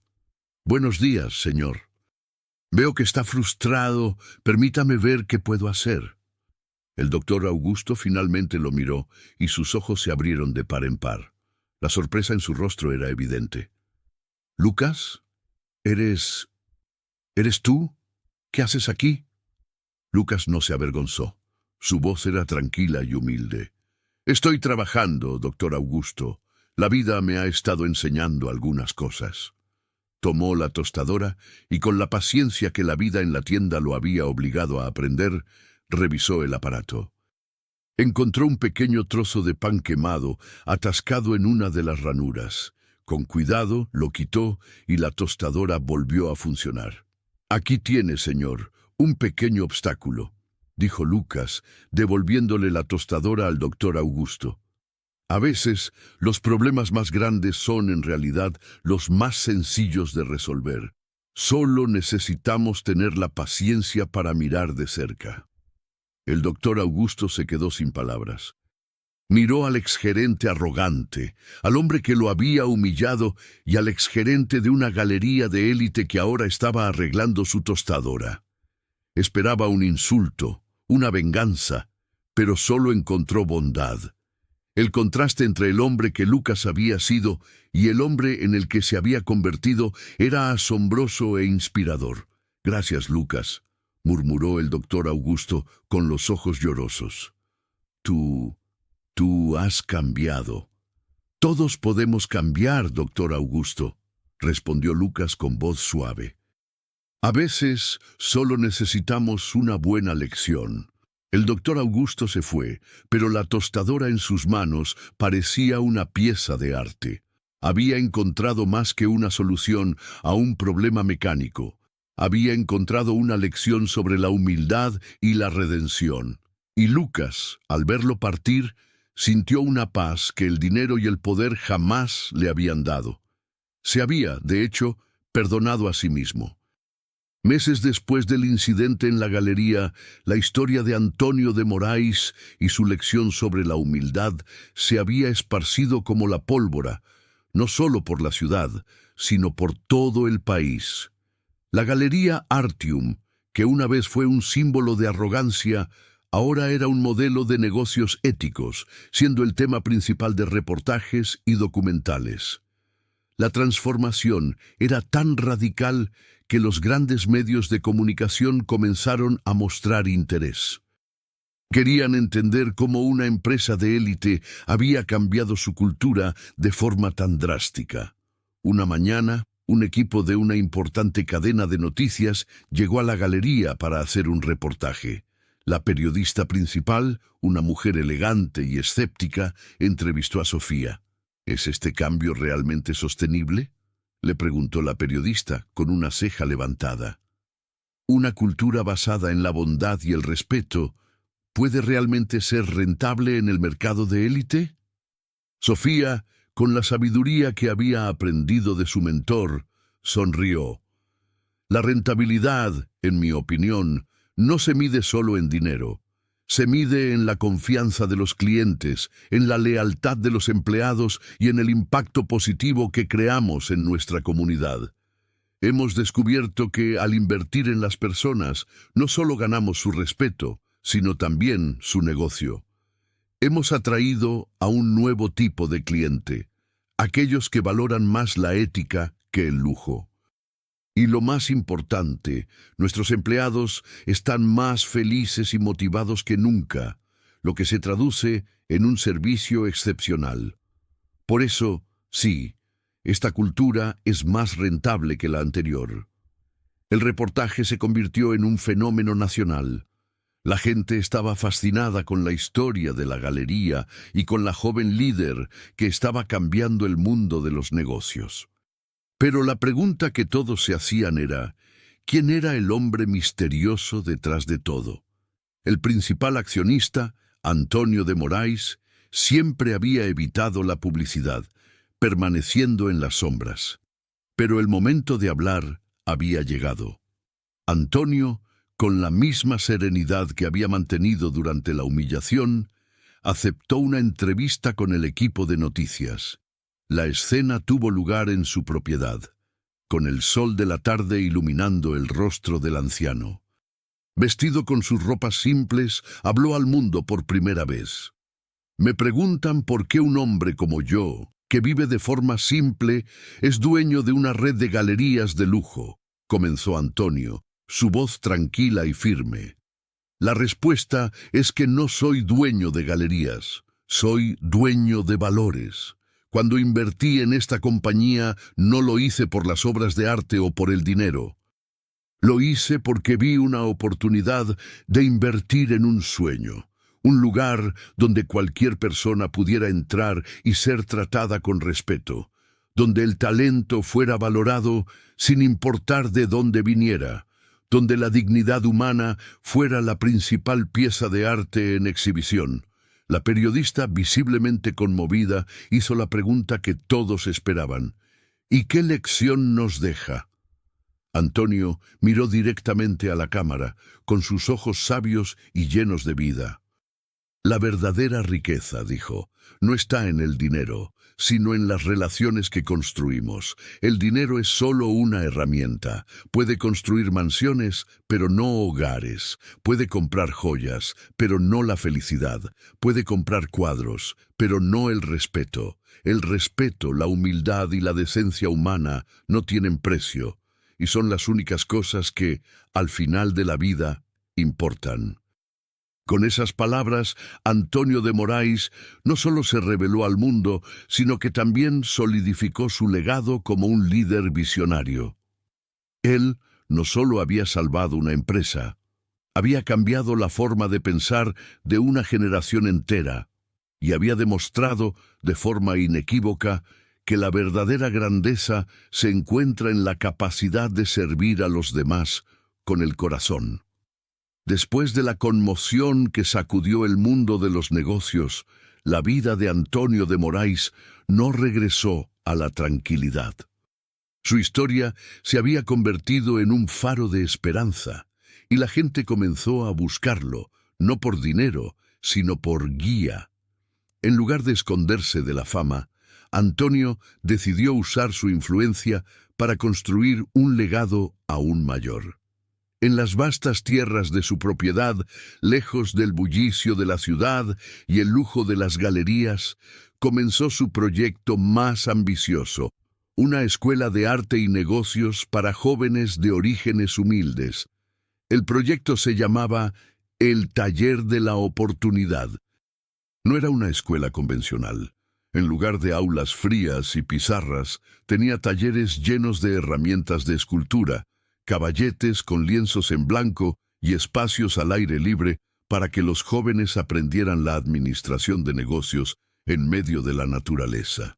Antonio quería que la escuela fuera un reflejo de su propia vida, un lugar donde la humildad de la tierra se uniera a la ambición del conocimiento. Él mismo diseñó el plan de estudios, que no solo incluía clases de arte y finanzas, sino también lecciones de moralidad, ética y dignidad humana. La noticia de la escuela se esparció por el interior, atrayendo a jóvenes de todas las regiones. Eran chicos y chicas que, como Antonio en su juventud, tenían un hambre insaciable de aprender, pero que no tenían los medios para acceder a una educación de calidad. Venían de familias de jornaleros, artesanos y pequeños comerciantes. Traían consigo el peso de una vida de sacrificios y la esperanza de un futuro mejor. Antonio no les pedía nada a cambio. La educación era gratuita. Su único requisito era que tuvieran el mismo deseo que él había tenido, la voluntad de aprender y el compromiso de no olvidar de dónde venían. Él mismo era el principal profesor. Se levantaba temprano para dar clases de historia del arte, y por las tardes se sentaba con los estudiantes para enseñarles los fundamentos de las inversiones y la economía. Les decía que el dinero es solo una herramienta y que el verdadero valor está en la capacidad de crear y de servir. Un día, uno de los estudiantes, un joven tímido de 15 años llamado Juan, se le acercó con una pregunta que lo conmovió. «Señor de Moraes, ¿es verdad que usted es el principal accionista de una galería de arte? ¿Cómo puede ser tan humilde?» Antonio sonrió. En la pregunta de ese joven vio el eco de un mundo que aún juzgaba por las apariencias. «La humildad no es una máscara, joven Juan. Es el cimiento de mi vida, y el dinero no me define. Solo me da la oportunidad de ayudar a otros a construir sus propios cimientos». Antonio, con su nuevo proyecto social, estaba construyendo algo mucho más grande que una empresa. Estaba construyendo un legado.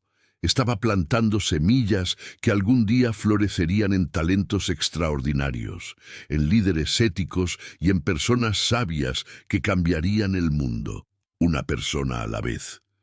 En el taller de la oportunidad, cada joven tenía una historia que contar, pero la de Clara, una chica de 18 años, destacaba.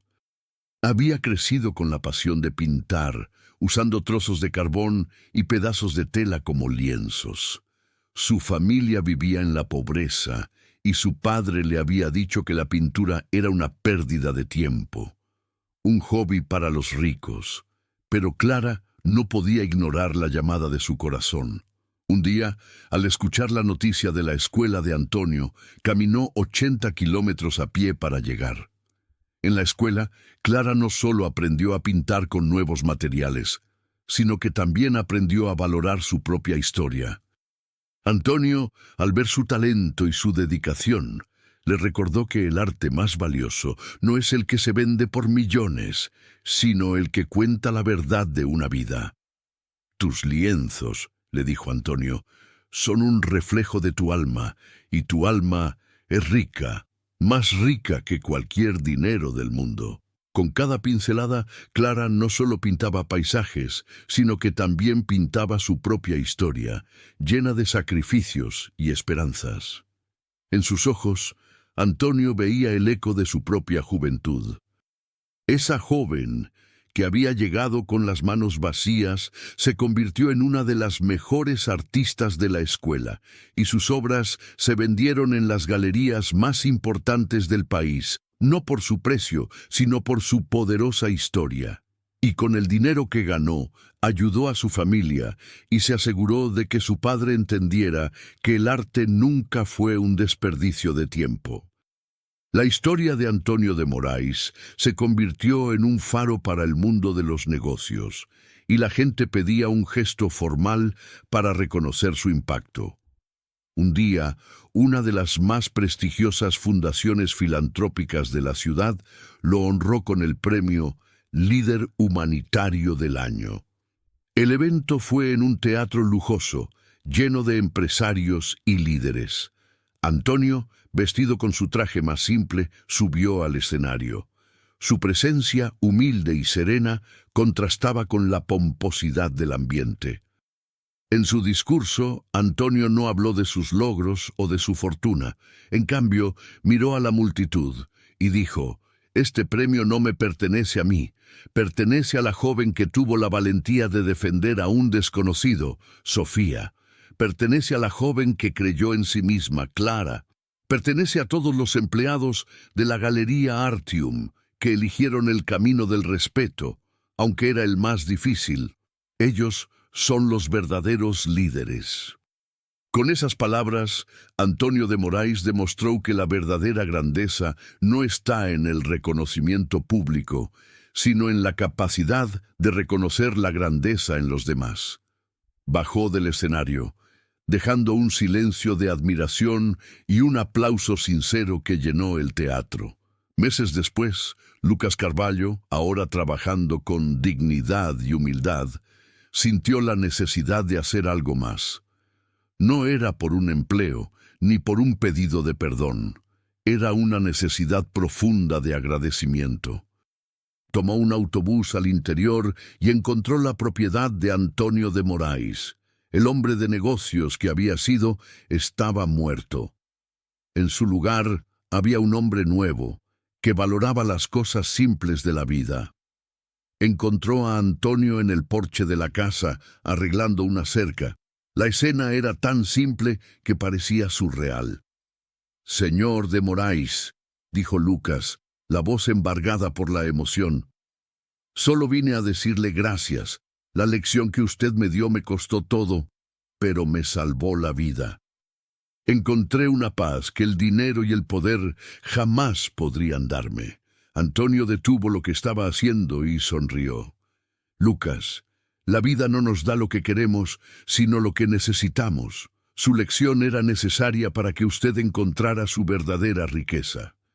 Con esas palabras, los dos hombres se despidieron no como un antiguo jefe y un empleado, sino como dos seres humanos conectados por la mayor lección de todas: que la humildad es el único camino hacia la felicidad.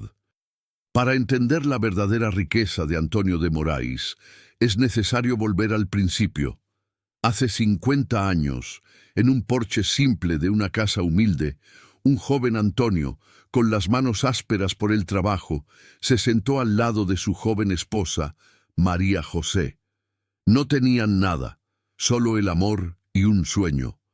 «Un día», dijo él, «no nos preocuparemos por el dinero. Construiremos algo que no solo nos haga ricos, sino que haga ricos a los demás, con dignidad y esperanza». María José sonrió y tomó su mano. «Sé que lo haremos, mi amor, porque la verdadera riqueza no está en lo que tenemos, sino en quiénes somos». Y así, la historia de Antonio de Moraes no fue sobre cómo el dinero lo cambió, sino sobre cómo el dinero le dio la oportunidad de hacer realidad un sueño. El sueño de un joven humilde se había convertido en la realidad de un hombre sabio que usó su fortuna para cambiar el mundo, una persona a la vez. Aquella noche, la última de nuestra historia, Antonio de Moraes se sentó en el porche de su casa de campo, el mismo porche que había visto sus sueños florecer y sus sacrificios dar fruto. A su lado, su fiel compañera de vida, María José, le trajo una taza de café caliente. Sus rostros, marcados por los años, reflejaban la paz de una vida bien vivida. La luna llena iluminaba el pasto, y el sonido de las cigarras era la única sinfonía. «¿Valió la pena?», le preguntó María José, con una mirada llena de ternura. «Toda la fama, el negocio, las lecciones, ¿valió la pena?». Antonio sonrió. Su sonrisa no era la de un hombre que había conquistado el mundo de las finanzas, sino la de un hombre que había conquistado su propio corazón. «Más que la pena», respondió con voz tranquila. «Descubrimos que es posible cambiar el mundo, una persona a la vez. Y a veces Todo lo que se necesita es alguien con el coraje suficiente para mostrar que el rey está desnudo. Y con esas palabras, Antonio de Moraes no solo cerró un capítulo de su vida, sino que nos dejó a todos con la lección más valiosa. Porque esta historia no es solo sobre la arrogancia de un gerente y la humildad de un multimillonario. Es un espejo que nos muestra la verdadera naturaleza de la humanidad. La historia de Lucas Carvalho nos enseña que el fracaso no es el fin, sino el principio. Su caída fue su salvación. Al perderlo todo, encontró su verdadera esencia. El dinero y el estatus le habían construido una prisión de vanidad, pero la pérdida de esos bienes materiales le dio la libertad de ser un ser humano. Hoy, al vender una simple tostadora, Lucas encuentra un propósito que nunca tuvo en una galería de arte. Descubrió que la dignidad no está en lo que ganas, sino en cómo sirves. La historia de Marina y Sandra nos muestra que la lealtad ciega y el miedo son un camino para la perdición. Ellas eligieron seguir a un líder corrupto en lugar de escuchar a su propia conciencia, y sus vidas fueron un recordatorio de que cada acción tiene una consecuencia. Pero también nos muestra que hay esperanza para la redención, que la humildad puede ser la única llave que abre la puerta a un nuevo comienzo. Sandra, que lo perdió todo, tuvo que aprender que su valor no estaba en su puesto de trabajo, sino en su amor por sus hijos. Y solo cuando aceptó esa verdad, pudo encontrar un nuevo trabajo con una nueva perspectiva. La historia de Roberto Silva y Patricia Montenegro nos enseña que el juicio basado en las apariencias es el veneno más sutil de la sociedad. Ellos, que se consideraban por encima de los demás, fueron humillados al descubrir que el hombre que habían menospreciado era en realidad más poderoso que ellos. Su reputación, su estatus, todo lo que valoraban, se desmoronó, obligándolos a mirar en su interior y a ver la pobreza de sus propias almas. En su caída, se vieron obligados a buscar en su interior y a reconectarse con la humanidad que habían perdido. Y la historia de Sofía, Fernanda, Elena y Clara nos enseña que la verdadera fortaleza está en la bondad. Ellas no tenían poder, no tenían fama, pero tenían algo mucho más valioso: un corazón puro y la decencia de tratar a los demás con respeto, sin importar las consecuencias. Fueron ellas quienes, con sus pequeños actos de valentía, se convirtieron en la base de la nueva cultura de la galería. Demostraron que la verdadera riqueza no se mide en números, sino en la capacidad de ver la dignidad en los demás. El legado de Antonio de Moraes no fue el dinero que ganó o las empresas que construyó. Su verdadero legado fue la cultura que sembró. Una cultura de respeto, de dignidad y de humanidad. Él probó que un hombre puede ser billonario y aún así ser humilde, que una empresa puede ser rentable y aún así ser ética, y que la verdadera medida del éxito no está en el tamaño de tu cuenta bancaria, sino en la grandeza de tu corazón. La historia de Antonio de Moraes es una que debe ser contada una y otra vez. Es un recordatorio de que las apariencias engañan, de que el dinero no compra la felicidad y de que la humildad es la llave que abre todas las puertas. Y nos hace pensar en cómo muchas veces solo damos valor a las personas cuando ya es demasiado tarde. Si este mensaje te ha tocado, déjanos un me gusta y escribe en los comentarios desde qué país y ciudad estás escuchando esta historia. Tu opinión puede inspirar a otros. Nos vemos en el próximo video.